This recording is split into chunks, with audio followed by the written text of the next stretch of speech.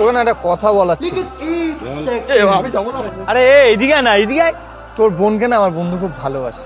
বাহ, তা কি করে তোর বন্ধু? আমার বন্ধু এইদিকে না, এইদিকে আয়, এইদিকে আয়। আরে লজ্জা পাচ্ছিস না, আয় আয়। আরে এইদিকে আয়। বল বল বল কথা বল। अबे जल्दी बोल, कल सुबह पनवेल निकलना है। বেকার। ও এখন বেকার আছে, কাজ করবে। বাহ, তা তোদের কি করে মাথায় এলো যে বেকার ছেলের সাথে আমি আমার বোনের বিয়ে দেবো? गजब बेइज्जती है। সরকারি চাকরি ছাড়া আমি আমার বোনের বিয়ে দেবো না। কি সরকারি চাকরি ছাড়া মেয়ে? দাঁড়া, তুই আর কথা বলবি না। এই যে কথাটা বললো আমার খুব আতে লাগলো, জানিস তো। 1 বছর পরে ঠিক আপনার সাথে আমি এই জায়গায় দেখা করব, আর আপনার বোনকে আমি বিয়ে করব সরকারি চাকরি পেয়ে। হ্যাঁ, নিয়ে এসছি ওকে, কথা বল। বল কি আছে? কি বলেছিলাম তোকে? ঠিক 1 বছর পরে এখানেই এসছি, আর আমি চাকরি পেয়ে গেছি। এবার তোর বোনের সাথে বিয়ে দিবি তো আমাকে?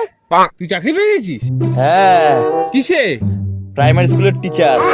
আমব্রেলা বানানো বলতো। বল।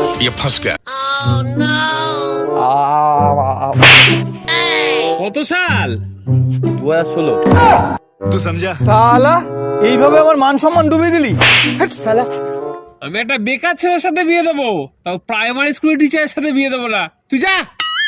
বেকারের সাথে বিয়ে দিবি? আমি তো বেকার। समझ रहे हो? এই তো জামাই পেয়ে গেছি। চল।